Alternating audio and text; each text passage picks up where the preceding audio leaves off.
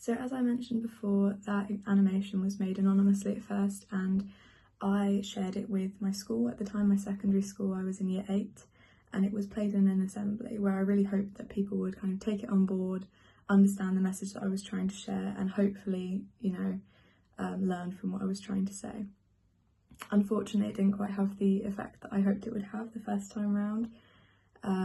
After it was shared with my school, jokes seemed to only increase. I heard jokes as I was leaving the assembly hall about having to sit through another assembly and how people would rather kill themselves. So unfortunately, again, I was thrown off from sharing my story. I didn't want to tell it again. I didn't want to bring it up. I thought I'd rather just live with the issues that I was going through and just kind of have to force myself to go through them. But then I changed schools at the end of year 8. I changed to a new secondary school for a variety of reasons, and the issues were just as prevalent in the new secondary school. It took a very long time for me to think that I had any reason to try again. I was nervous. I thought that it would have the same impact that it had the first time. But there was one day where I heard a lot of jokes in one day, and I kind of thought, what's the worst thing that could happen? We may as well try. So I emailed the head teacher of my school, Mr. Edwards, who I'd never really spoken to because I'd never really needed to. So I didn't know him very well.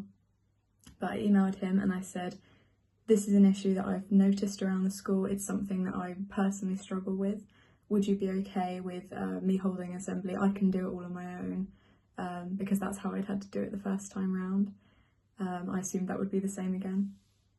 But he responded to me the first thing the next morning, and I remember being blown away by his response. He was so supportive, he was so up for it.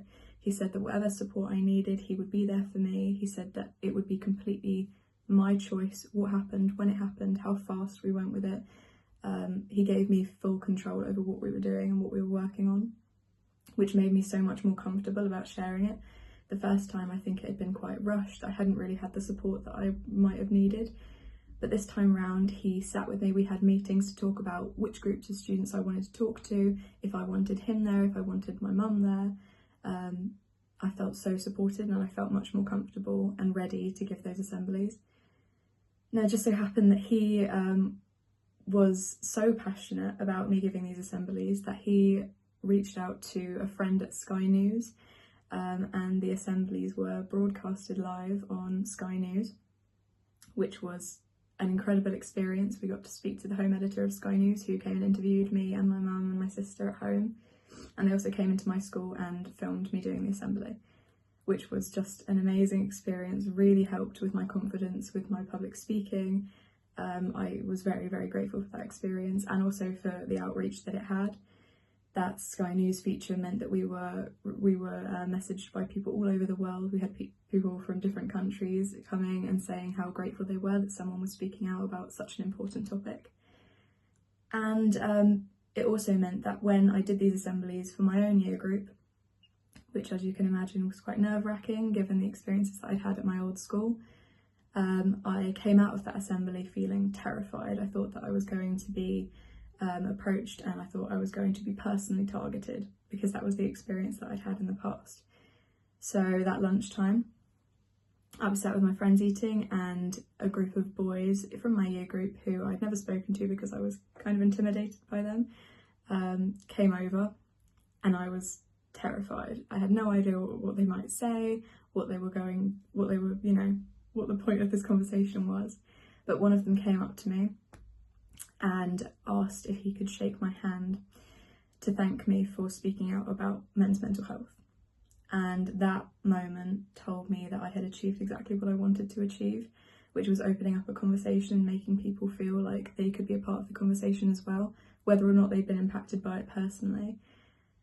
And just to have this guy come and share quite how much of an impact what I'd done had on him was an incredible moment. And that was the moment I realised that I'd made the right choice in having that kind of outreach and in sharing my story.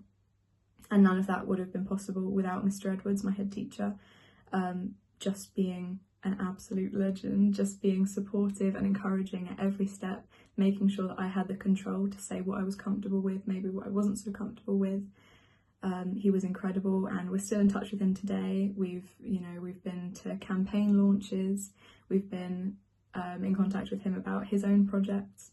He's just an incredible teacher, and he's kind of a model for the kind of teacher that I think is the perfect kind of head teacher to support young people through bereavement, through any kind of personal experiences they might be having.